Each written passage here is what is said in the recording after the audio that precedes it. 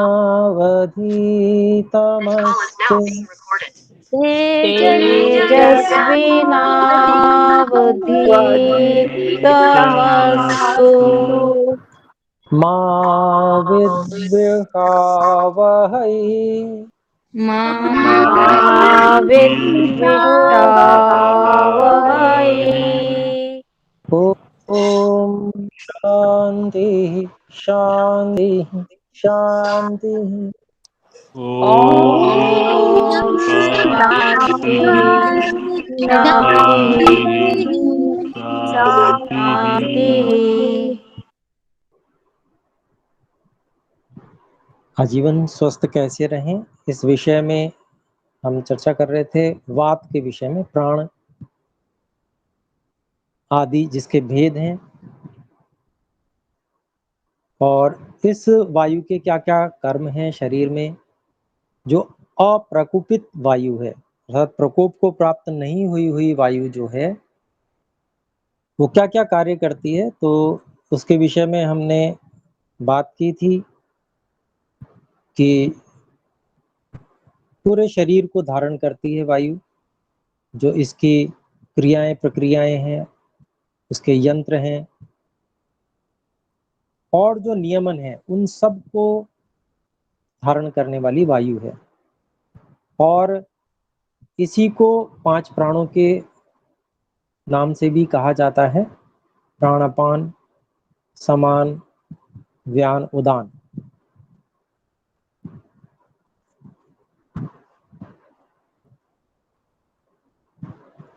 तो इनके क्या क्या कहाँ कहाँ कार्य होते हैं, थोड़ा उस पर भी हमने बात की थी।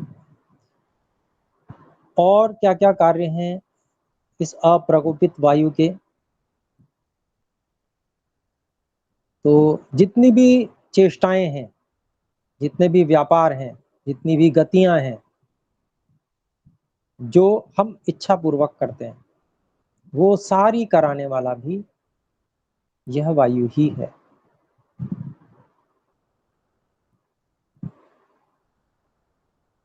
मन को नियंत्रण करने वाला भी वायु है। तो कैसे मन को नियंत्रण करता है, क्योंकि वायु तो स्थूल है, मन बहुत सूक्ष्म है। तो यहाँ पर जो स्थूल मन है, अर्थात मन का जो ऑफिस है, गोलक मस्तिष्क आदि, ये नियमित होते हैं वायु के द्वारा और उससे प्रभाव पड़ता है सूक्ष्म मन के ऊपर। तो इस प्रकार से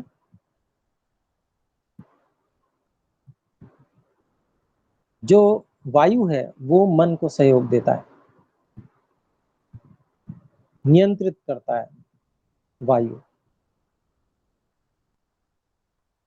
हमारी इच्छा अनुसार जैसा हम चाहते हैं वैसा मन को वायु ही नियंत्रित करता है।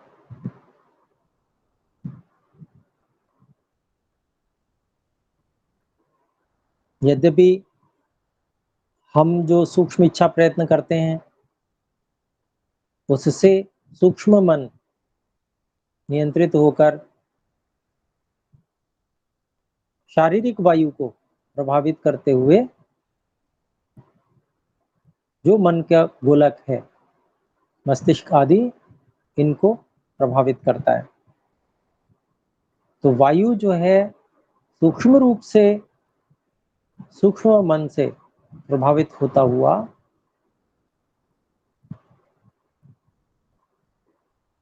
स्थूल गोलक को प्रभावित करके और मन का नियमन करता है। ये सब चीजें आपस में इतनी निकटता से जुड़ी हुई हैं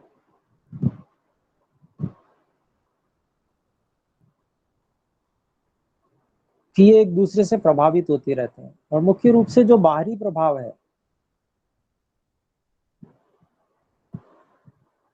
हमारी इच्छाओं के अनुसार जो बाहरी प्रभाव है, उस सबसे प्रभावित करने वाला वायु ही है मन को।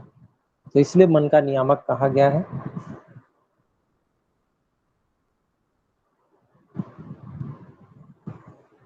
जब हम चाहते हैं कि जो इच्छित विषय नहीं है उसमें से मन को हम हटा लें और अपने इच्छित दूसरे विषय में लगाएं, तो ये कार्य भी, इस कार्य में भी पूरा कार्य वायु ही करता है, बात करता है। इंद्रियों को विषयों में प्रेरणा करने वाला वायु है, ये भी एक कार्य है।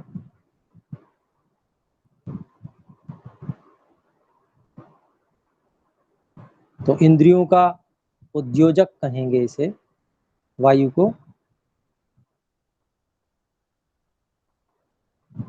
और जितने भी इंद्रियों के विषय हैं, इनका संवहन भी करने वाला वायु ही है।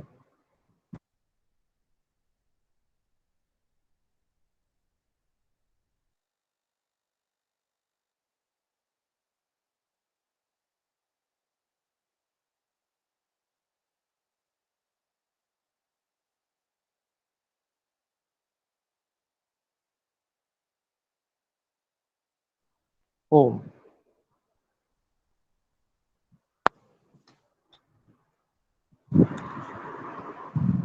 तो वायु के ये बहुत सारे कार्य हैं, और एक यहाँ पर जो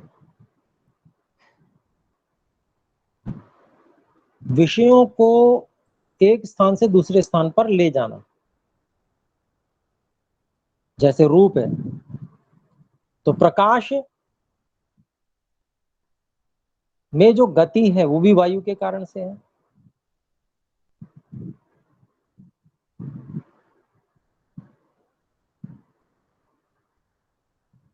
ऐसे ही गंध, गंध के परमाणुओं को भी ले जाने वाला वायु है।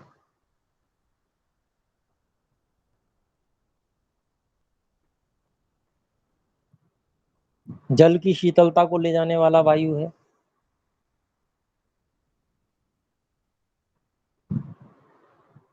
तो ये सारी चीजें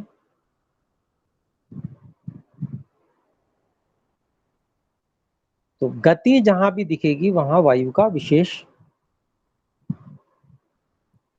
कार्य हमें समझना चाहिए। तो यहाँ पर इंद्रियों के विषय जो हैं वो भी एक जगह से दूसरी जगह गति करते हैं, इसके कारण से वायु गति कराने वाला है। अंदर भी, शरीर के अंदर भी, शरीर के बाहर भी। शरीर के अंदर जो है वो सूचना का आदान प्रदान होता है, मन तक सूचना पहुंचती है, ये भी वायु पहुंचाता है। तंत्रिका तंत्र के माध्यम से जिसकी बात चलती है, जिसको जिस भाषा का प्रयोग किया जाता है, तंत्रिका तंत्र, तो वो भी ये वायु का ही सारा जाल है।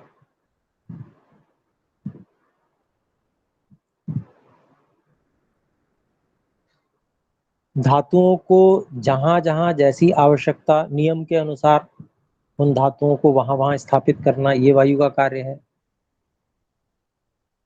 शरीर की रचना करना वायु का कार्य है। जो धातुओं का गीलापन है उसको सुखाना वायु का कार्य है। शरीर को संपर्कित संपर्कित रखने वाला वायु है। सारे अंग एक दूसरे से जुड़े हुए हैं, तो ये जोड़ने वाला भी वायु है।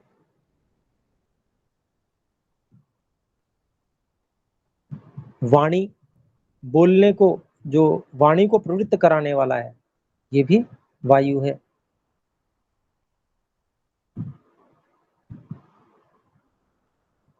और श्रोत्रेंद्रिय और स्पर्शेंद्रिय, इनका भी कारण वायु है, अर्थात इनको भी अनुभव कराने वाला वायु ही है।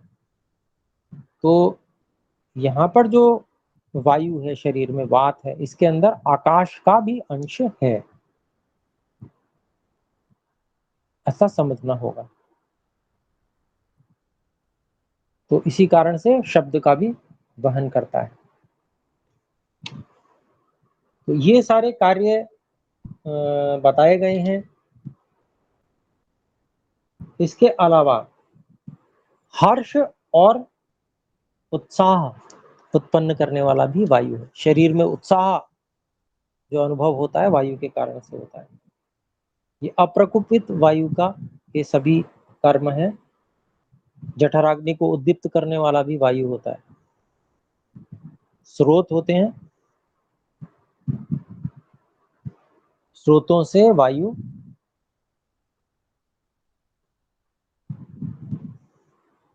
अग्नि के स्थान पर प्रभाव डालता हुआ अग्नि को और बढ़ा देता है, उद्दीप्त कर देता है वायु।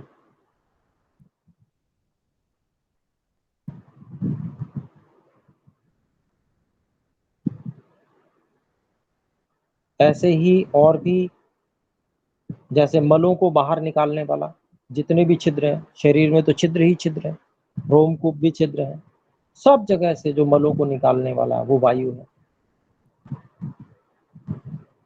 दोषों को, जो अति गीले होते हैं उनको सुखाने वाला भी वायु है।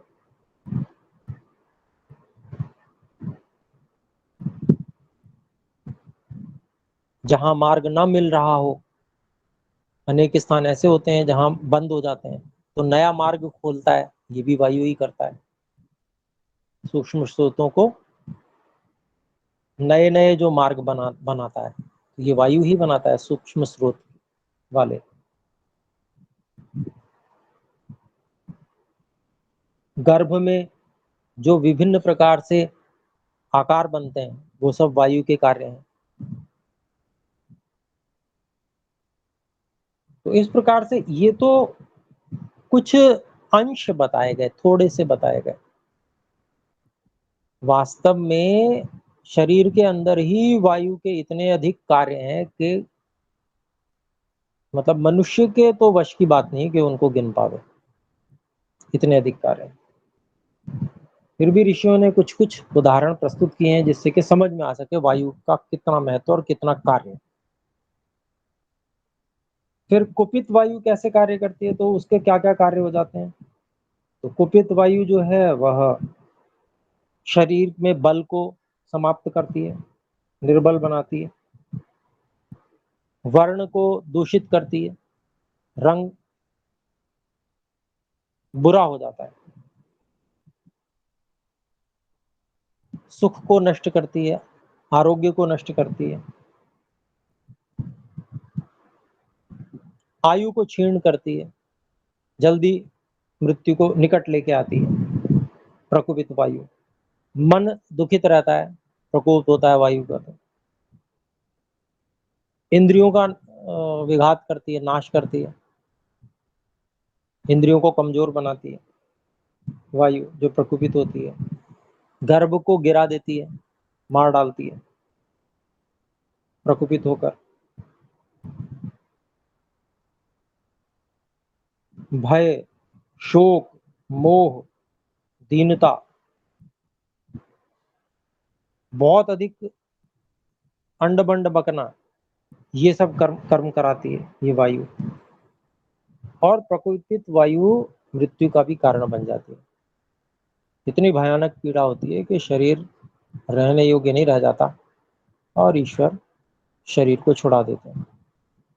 ये सब वायु प्रकोप के कारण से, ये प्रकोपित वायु के ये कार्य होते हैं। ऐसी बाहर के,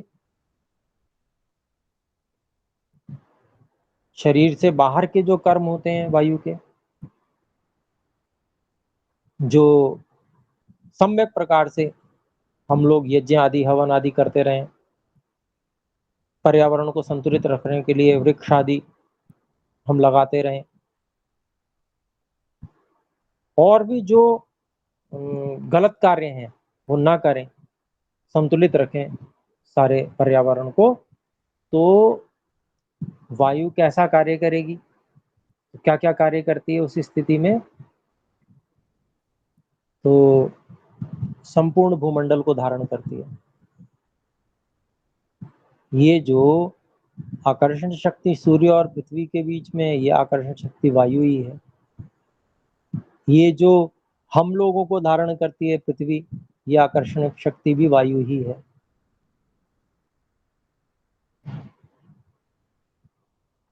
रूप अलग है, भिन्न प्रकार है, पर ये वायु का ही एक रूप है, वायु की ही एक शक्ति है।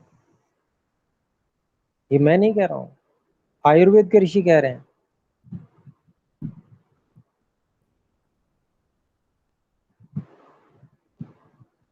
अग्नि को जलाना,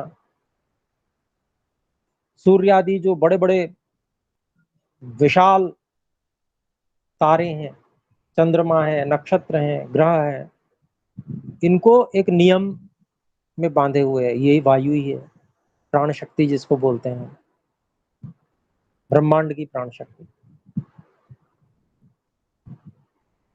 फिर पृथ्वी पर बादलों को बनाना, वर्षा कराना, ये सब वायु का कार्य है। नदियों की प्रवृत्ति कराना वायु का कार्य है।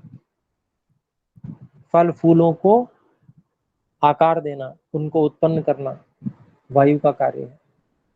अंकुरण करना वायु का कार्य है। वृक्षों को का निर्माण करना है, वायु का कार्य है। इतना ही नहीं, पृथ्वी को सूर्य के चारों ओर चक्कर लगवाकर ऋतुओं का विभाग करना, ये भी वायु का ही कार्य है। फिर जो सोने चांदी होते हैं भूगर्भ में, तो जो धातुएं होती हैं ये सब, इनको इनका विभाग करता है, ये वायु विभाग करता है। कुछ कुछ विभाग पहले से रहता है, जो प्रकृति विकृति जगत करता है, प्रकृतिस्थ वायु करता है भूगर्भ के अंदर, और कुछ कार्य को मनुष्य को करना होता है।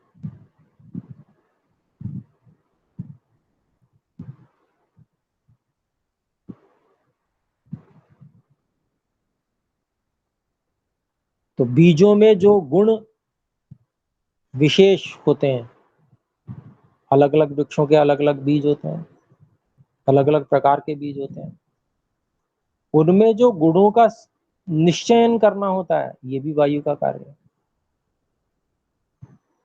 मनुष्य शरीर में भी और अन्यत्र भी, वृक्षों में भी।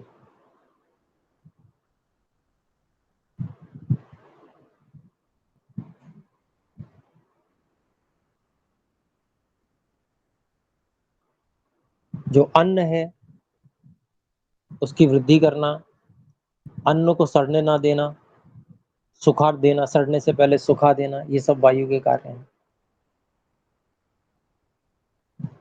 तो ये प्रकृतिस्थ वायु बाहर की, ये उसके कार्य हैं। ऐसे ही अगर यही वायु बिगड़ जाती है तो कितना भयानक परिणाम लाती है। बाहरी वायु की बात चल रही है।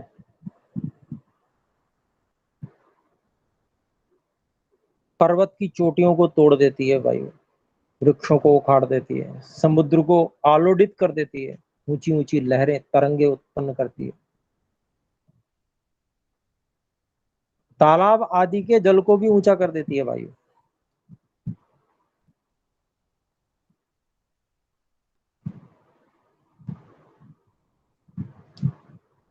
भूकंप, ये भी वायु के कारण से आता है। मेघों का गर्जन, कुहासा जिसे हम धुंध कहते हैं, बालू को उड़ा कर ले जाना। रेगिस्तान में बालू उड़ती है, पूरे के पूरी गांव ढक जाते हैं बालुओं से, आंधी आती है। और यहाँ तक कि वायु इतना भयानक काम करती है कि मछली, मेंढक, सांप, क्षार, राख, खून इत्यादि ये तक वर्षा के साथ बरसा देती है, पत्थर बरसा देती है।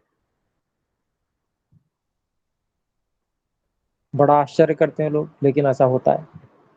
ये प्रकोपित वायु के कार्य है। अर्थात प्रकृतिस्थ वायु नहीं रही, वो वायु संसार में प्रकोप को प्राप्त हो जा रही है। सुनामी आती है जैसे कि, वायु का कार्य है। ऋतुओं में असंतुलन पैदा कर देती है वायु।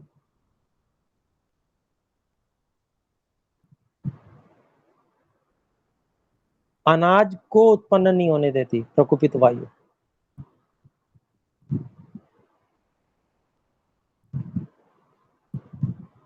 और जो रोगाणु होते हैं उनका प्रसार भी कर देती है प्रकोपित वायु। जनपदों ध्वंस हो जाता है, पूरे के पूरे जिले रोग के कारण से नष्ट होते हैं। ये प्रकोपित वायु का ही परिणाम है।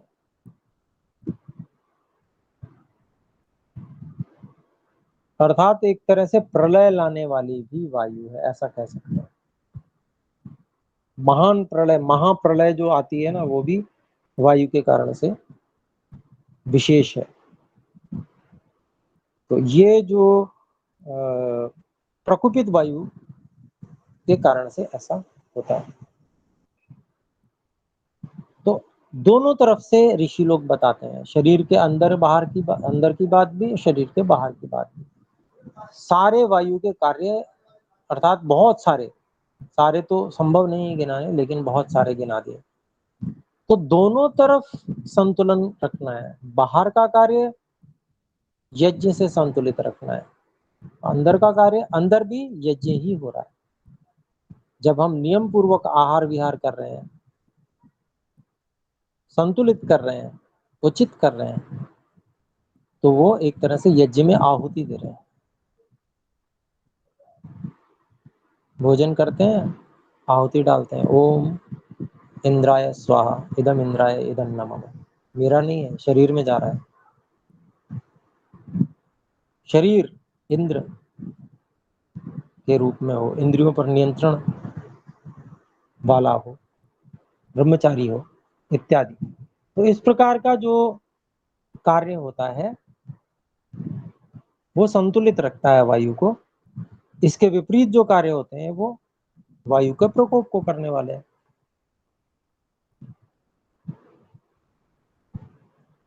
तो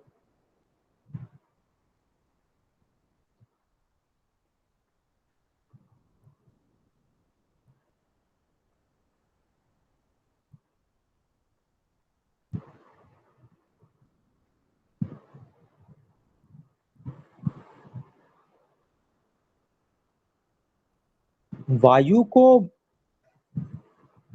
किस तरह से नियंत्रित किया जाए, क्योंकि ये तो अत्यंत बलयुक्त है, बलवान है, बहुत कठोर है, शीघ्रकारी है। तो इसके विषय में पूरी तरह से जानना और इससे खिलवाड़ नहीं करना।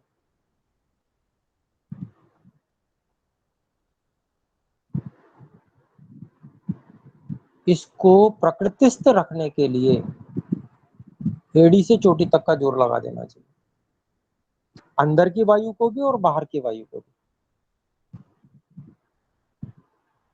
तो कैसे उससे बचा जाए, तो उसके लिए जो नियम बताए गए हैं उन नियमों का पालन करना चाहिए।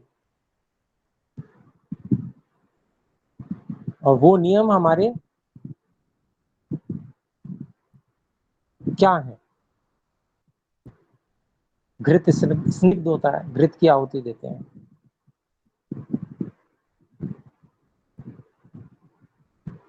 तो स्निग्धता कहाँ जा रही है? पूरे वायुमंडल में जा रही है, द्युलोक तक जाती है।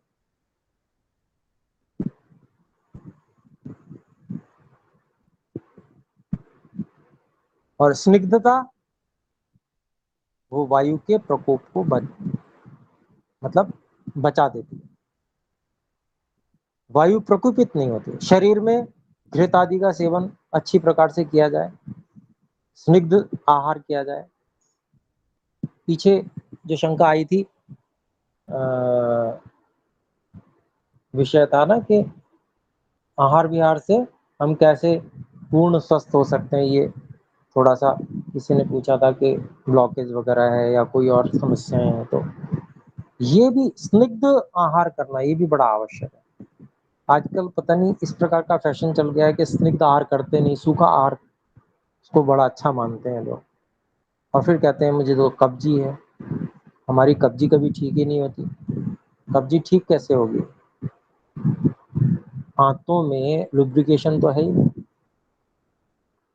जो लुब्रिकेशन करने वाली चीज है वो तो खाते ही नहीं, उसको कर दिया बंद। अब जब बंद कर दिया तो फिर कैसे ठीक होगा?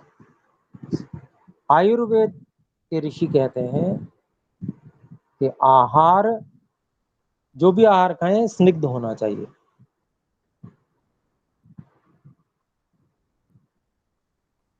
कितने ही लोग हैं कहते हैं कि भाई रोटी पे घी नहीं लगाना चाहिए, तो हमने कहा अच्छा क्यों? फिर वो उदाहरण देते हैं कि रोटी पे घी लगाओ और उसको पानी के गिलास में डाल दो और एक वैसी डाल दो बिना घी लगी, तो जो बिना घी लगी है वो गल जाती है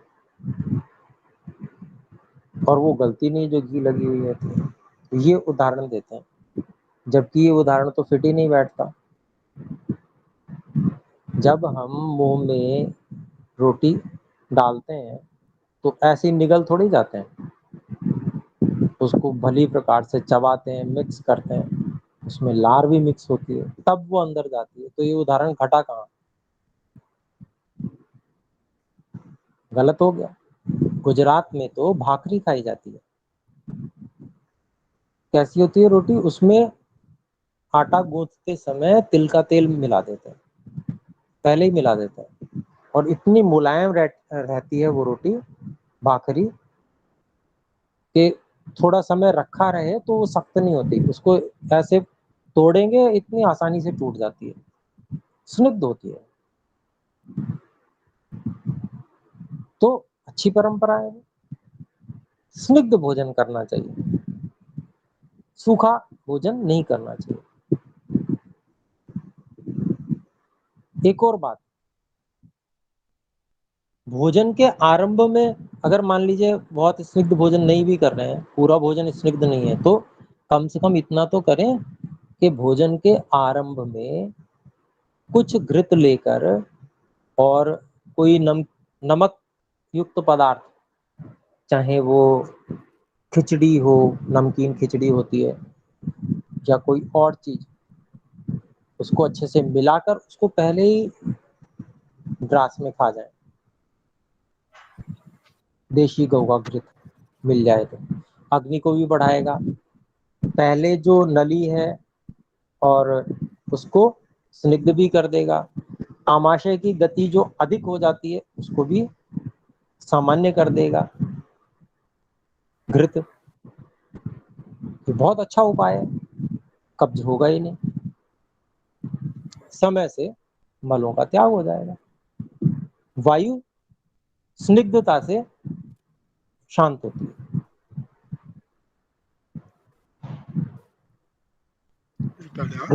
रुक्षता जो है वो उसके प्रकोप में कारण है। तो वायु के अभी हमने पीछे पढ़े भी थे क्या क्या गुण हैं, उन गुणों से अनुकूल हम जो व्यवहार करेंगे तो वायु प्रकोप को प्राप्त होगी, और उन गुणों से विरुद्ध हम, जैसे रुक्षता है, रुक्षता एक कारण है वायु के प्रकोप का, वायु का गुण है रुक्षता, वैसे ही सब आहार विहार रखेंगे तो वायु प्रकोप को प्राप्त हो जाएगी। स्निग्ध आहार करेंगे तो वायु प्रकोप को प्राप्त नहीं होगी, रुक जाएगी, प्रकोप नहीं होगा। तो ये सब बातें अपने लोगों को ध्यान रखनी चाहिए, और बाकी चीजों को भी इसमें हम जो पीछे हमारी आई उनको ध्यान में रखें। तो अगली कक्षा में हम पित्त के बारे में बात करेंगे। वायु के विषय में लगभग लगभग हम सारी बातें कर चुके हैं, और इनके कर्म इसलिए हमने विशेष जाने कि सामान्य जीवन में हमारी स्थिति, अच्छा समय हो गया, संकेत आ गया, ठीक है। तो जो हमारी स्थिति होती है उस स्थिति को हम अच्छी प्रकार से जाने और तुलना कर पाए। इसलिए वायु के सभी कर्म जितने लगभग अधिकांश हमने पढ़ने का प्रयास किया, समझने का प्रयास किया। तो अभी समाप्त करते हैं, समय हो गया है। जो भी प्रश्न हो उनको कृपया लिख कर भेजें। अगली बार आपके प्रश्नों का जरूर पहले प्रश्न का समाधान करेंगे, फिर आगे बढ़ेंगे। तो आइए एक बार ओम का उच्चारण करें।